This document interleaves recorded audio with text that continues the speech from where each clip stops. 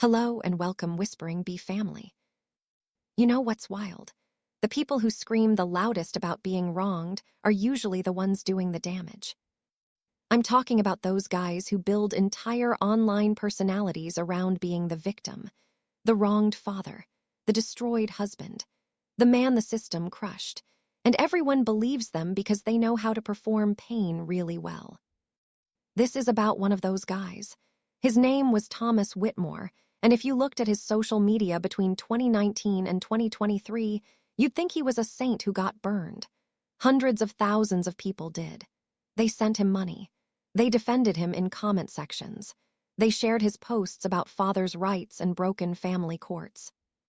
But the thing about performing a role is that eventually, somebody finds the script. And when they did with Thomas, the whole thing came apart so fast it was almost beautiful to watch. So let me tell you how this actually went down, because it's one of those stories where you think you know what's happening, and then you realize you didn't know anything at all. Thomas ran a lumber supply business in a mid-sized town in North Carolina. Not huge, but successful enough. He'd inherited it from his father-in-law, actually, which becomes important later. Married to a woman named Tina for 12 years. 2 kids, a boy and a girl. Owen was 9, Haley was 6. On paper, everything looked fine. Tina worked at the business too. She did the books, handled vendor relationships, managed the small office staff. She wasn't just helping out, she basically kept the operational side running while Thomas did sales and supplier meetings. But if you ask Thomas, he'd tell you he built that business from the ground up. He'd leave out the part where Tina's father handed him the keys and trained him for 3 years before retiring. The marriage had been rocky for a while. That's what Tina would tell people later. Not explosive, just cold. Thomas was the kind of guy who could make you feel like you were overreacting to everything. If Tina brought up something that bothered her, he'd sigh and act like she was being dramatic. If she got upset, he'd stay calm and reasonable, which somehow made her feel crazier. Classic stuff, but you don't always see it when you're in it. Things started cracking around 2018. Tina found messages on Thomas's phone. Not explicit, but the kind of messages you don't send to a coworker at midnight. Just chatty, flirty, too comfortable. When she confronted him, Thomas didn't get defensive. He got sad. Said he'd been feeling disconnected, that Tina had been distant, that he was just looking for someone to talk to. He apologized. He cried, actually. Promised it wouldn't happen again. Tina wanted to believe him. They had 2 kids. They had a business together. Her whole life was wrapped up in this. So she tried. They didn't do therapy because Thomas said he didn't believe in it, said they could work through things themselves. Which really meant nothing changed, they just stopped talking about it. By early 2019, Tina knew it was over. She didn't have proof of another affair, but she didn't need it. Thomas had stopped pretending. He'd stay out late without explanation. He'd be on his phone constantly and angle it away when she walked by. He started criticizing everything she did, how she dressed, how she parented, how she managed the business. And the thing was, he did it all so calmly. Never yelling, just little cuts, constant corrections. The kind of thing that makes you feel like you're failing at being a person. So Tina filed for divorce in March 2019. She didn't want a war. She proposed splitting custody 50-50, keeping the business running with both of them involved until they figured out a buyout, and working through things as amicably as possible for the kids. Thomas's response was to hire the most aggressive divorce attorney in the county and fight everything. Suddenly, Tina wasn't a good mother. She was neglectful. She had mental health issues. She was trying to steal the business that Thomas built. None of it was true, but Thomas's lawyer threw it all at the wall to see what would stick. The custody evaluation came back recommending equal time. The business assessment showed Tina had just as much claim to it as Thomas did, maybe more since her father had essentially gifted it to them. Thomas didn't get the outcome he wanted. The divorce was finalized in September 2019. 50-50 custody. The business would be sold and profits split, or one of them could buy the other out. Thomas was ordered to pay child support because Tina's income was lower, and she'd be the primary logistical parent during her weeks. That's when Thomas became a different person. Or maybe that's when he became exactly who he always was, just louder. He started a Facebook page in October 2019 called Fathers Stand Together. The first post was a long, emotional story about how the family court system destroyed his life. How he was a devoted father who loved his children more than anything, and a biased judge gave everything to his ex-wife just because she was a woman. How he was ordered to pay child support even though he had the kids half the time. How Tina had turned the children against him with lies.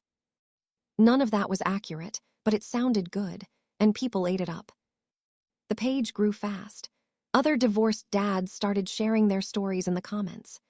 Thomas would reply to everyone, always supportive, always positioning himself as a fellow victim of a broken system. He'd post pictures of himself with Owen and Haley, captions about cherishing every moment because he didn't know when it would be stolen from him. He'd share articles about fathers' rights, parental alienation, bias in family court. By early 2020, the page had 15,000 followers. Thomas started a YouTube channel. Same branding, same message. He'd film himself in his truck, talking directly to the camera about his pain, about missing his kids, about being financially destroyed by child support, about how the system was rigged against men. Here's what was actually happening during this time.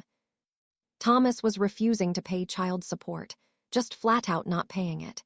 Tina would get partial payments, late payments, no payments. He'd claim business was slow, he couldn't afford it, the amount was unfair. Meanwhile, he was posting photos from weekend trips with the kids, new purchases, dinners out. He clearly had money, he just didn't want to give it to Tina. She'd take him back to court. The judge would order him to pay. Thomas would pay for a month or two, then stop again. The cycle repeated over and over. And the whole time, Thomas was texting Tina the most vicious messages you can imagine, calling her names, telling her she was a terrible mother, saying the kids would realize what she was someday and hate her for it, accusing her of keeping the children from him, even though he had them exactly 50% of the time per the court order. If Tina needed to adjust the schedule for something, a doctor's appointment or school event, Thomas would either refuse outright or make her beg. Then he'd screenshot her messages asking for flexibility and post them online, with context removed, saying this is what parental alienation looks like. Tina tried to stay quiet. Her lawyer told her not to engage on social media. She focused on the kids, on keeping things stable for them. She got a job doing bookkeeping for a property management company because she needed income since Thomas wasn't paying support consistently. She moved into a smaller house. She made it work. But it was brutal, because Thomas's followers would find her Facebook profile and send her messages, horrible messages, calling her a liar, a manipulator, a gold digger, telling her she should be ashamed. Some of them even found where she worked and left bad reviews online, claiming she was unprofessional, trying to hurt her reputation. Thomas never told them to stop. He'd post vague things like, "I don't condone harassment, but people are rightfully angry when they see injustice," which was basically permission. By 2021, Thomas's platform was massive. 60,000 followers on Facebook, 100,000 subscribers on YouTube. He'd started a Patreon where people could donate to help him with legal fees. He was pulling in a few $1,000s a month. He did interviews on podcasts about fathers' rights. He spoke at men's rallies. He was becoming a name in that space. And his story never changed. Devoted father, loving husband, destroyed by a vindictive ex-wife and a corrupt system. Meanwhile, back in actual reality, things were getting worse. The business had sold in late 2020. Tina got her half. Thomas got his. He should have been fine financially, but he'd blown through a lot of it. New truck, renovations on his house, funding his online brand. He still wasn't paying child support regularly. Tina took him to court again in early 2021. This time, the judge was less patient. Thomas owed over $20,000 in back support. The judge ordered wage garnishment and warned Thomas that continued noncompliance could mean jail time. Thomas's response? He posted about it online. "The system is trying to put me in jail for being a father. They want to take me away from my children because I can't afford their impossible demands." He left out the part where he'd been ordered to pay $1,200 a month and had a stable income. He left out the part where he was traveling and spending freely while claiming poverty. His followers started a GoFundMe to keep Thomas out of jail. It raised $18,000 in 2 weeks. He never went to jail. He paid enough to avoid it, but he kept the GoFundMe money. Tina tried to move on. She started seeing someone in mid-2021, a kind guy named Ben who worked in HVAC. Nothing serious at first, just dating. The kids liked him. He was nice to them. Normal. Thomas found out and lost his mind. He started posting about it constantly. How Tina had moved on so quickly. How she was bringing strange men around his children. How this guy probably didn't even care about Owen and Haley, just wanted access to Tina. He posted photos of Ben's truck parked at Tina's house with captions like, "This is what my kids see now instead of their father." His followers turned on Ben. They found his business page and flooded it with 1-star reviews. They sent him threatening messages. Ben's boss actually called him in and asked what was going on because clients were mentioning the online harassment. Ben and Tina broke up 3 months later. Not because of anything wrong between them, but because Ben couldn't handle the constant attacks. He felt terrible about it, but he had a business to protect, and it was getting genuinely scary. Tina was heartbroken and furious, but still, she stayed quiet publicly. She didn't defend herself online. She didn't tell her side. She just kept her head down and focused on her kids. But here's the thing. While Thomas was performing his victim story for the world, he was creating a massive digital trail of who he actually was. Every text message he sent Tina was saved. Every email. Every nasty voicemail. Tina's lawyer had been documenting all of it, but there was so much they couldn't use most of it in court. The custody arrangement was already set. The child support was court-ordered. The harassment was awful, but unless it became a direct threat, there wasn't much legal recourse. So it just accumulated. Thousands of messages over 3 years. A complete record of cruelty. In late 2022, Tina's sister, Amanda, had had enough. She'd watched Tina struggle for years. She'd seen her cry over the harassment. She'd helped with the kids when Tina was too stressed to function. She'd lent her money when Thomas didn't pay support. Amanda was a baker. She'd always wanted to open her own bakery but never had the capital. In November 2022, she approached Tina with an idea. They could pool resources. Amanda had some savings. Tina had what was left from the business sale. They could do this together. Tina was hesitant at first. She'd been beaten down for so long that the idea of trying something new felt overwhelming.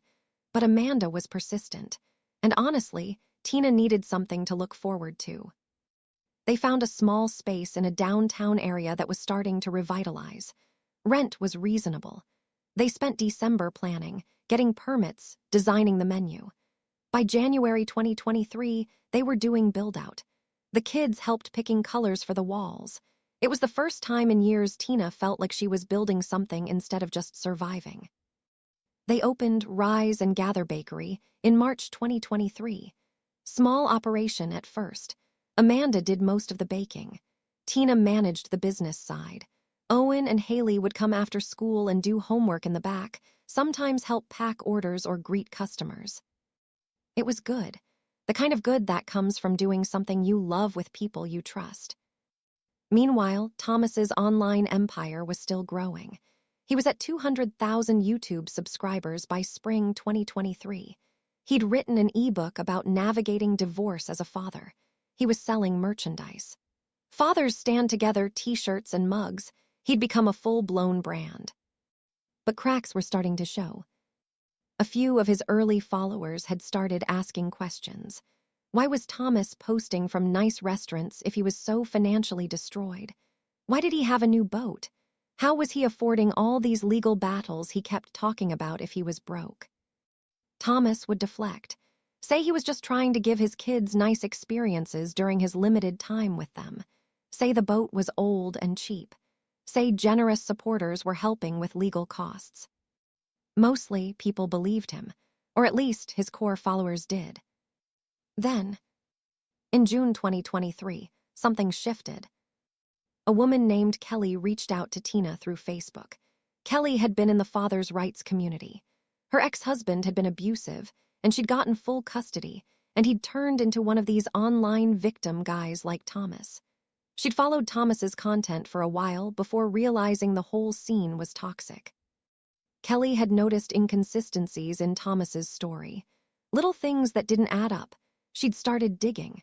She found court records that were public.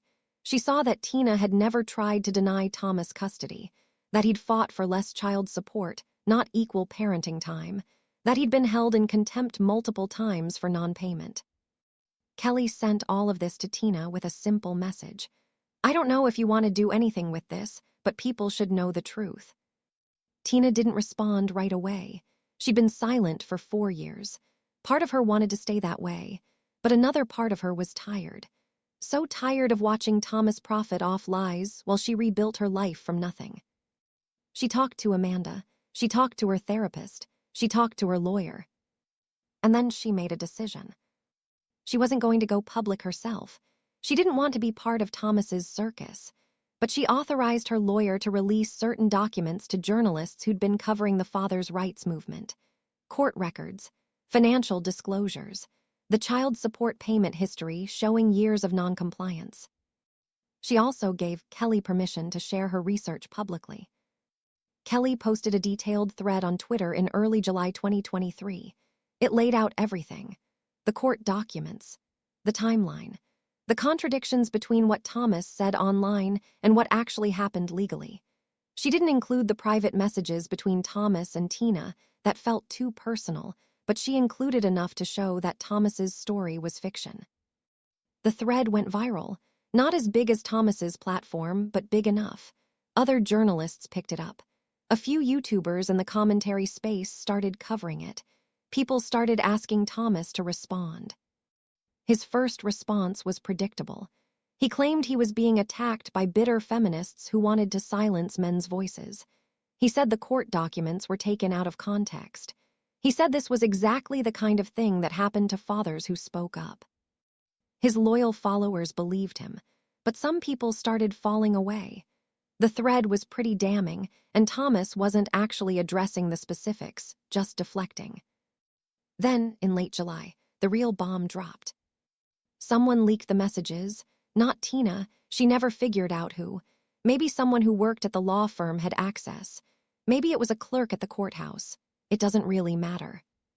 But suddenly, hundreds of text messages and emails from Thomas to Tina were public, and they were horrifying. Messages calling her a worthless bitch and a pathetic excuse for a mother. Messages saying he hoped she'd suffer for what she did. Messages threatening to make her life hell.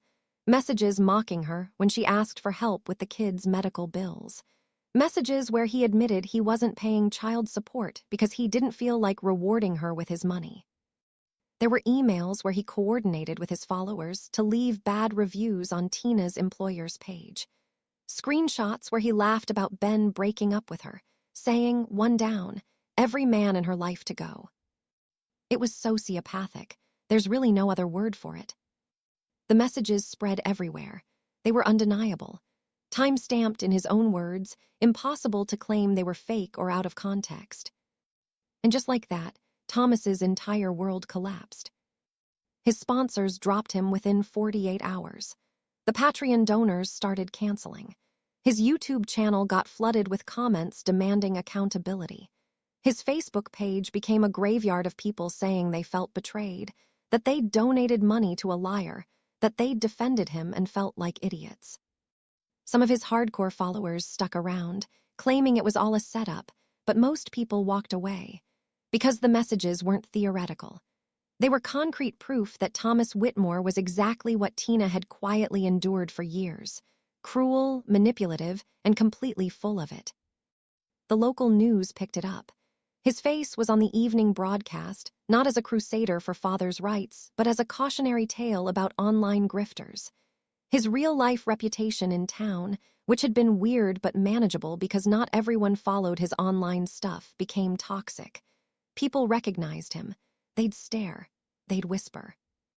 By August 2023, Thomas had deleted his Facebook page. His YouTube channel was still up, but he stopped posting. The Patreon was gone. The merchandise store closed. He moved out of his house that fall, couldn't afford it anymore without the online income, ended up in a small apartment on the edge of town, stopped showing up to community events, stopped going to the gym where he'd always held court, just kind of vanished from public life. The kids stopped wanting to go to his place for their custody time, not because Tina said anything, she never did, but because kids aren't stupid. Owen was 13 by then, Haley was 10. They'd started seeing the stuff online. Their friends' parents had seen it. They knew their dad had been lying about their mom for years. Thomas tried to explain it away, said it was all exaggerated. But you can't really come back from your kids reading messages where you called their mother those kinds of names. By early 2024, Owen was asking if he could stay with Tina full-time. Haley followed. Tina didn't push it, but she didn't fight them either. They worked it out through family therapy. Thomas still had visitation rights, but the kids decided when and if they wanted to use them. Mostly, they didn't. Thomas tried to restart his online presence a few times. New accounts, new angles, but the leaked messages followed him everywhere. Anytime he posted, someone would show up with screenshots. He couldn't escape it. As of now, he's just a regular guy working a regular job at a hardware store. Not the lumber business that sold years ago. Just hourly work, living alone, largely abandoned by the community he tried to build and the family he destroyed. And Tina. Rise and Gather Bakery took off. Like, really took off. By the end of 2023, they had lines out the door most mornings. They got written up in regional food magazines. They expanded the space, hired staff, started doing wholesale accounts with local coffee shops and restaurants. Owen started helping with social media for the bakery. Haley got really into decorating cookies and actually had a good eye for it. The bakery became a family project in the best possible way. Tina didn't talk about Thomas publicly, not even after the messages leaked. She gave one statement through her lawyer saying she was focused on moving forward and grateful for the support, and that was it. She didn't gloat. She didn't do a tell-all interview. She just kept living. Amanda said later that Tina seemed lighter, like she'd been carrying something heavy for years and finally got to put it down. Thomas spent 4 years building an audience, making money, getting sympathy, all while being absolutely terrible in private. And it worked because he understood something important. People want simple stories. They want clear villains and heroes. They want to believe that someone got screwed by the system, because a lot of them feel screwed by the system too. Thomas gave them that story. He performed it well, and for a while it didn't matter that it wasn't true. But the truth is patient. It doesn't need to be loud. It just needs to be real. And eventually, reality catches up. Maybe not immediately, maybe not even soon, but it catches up.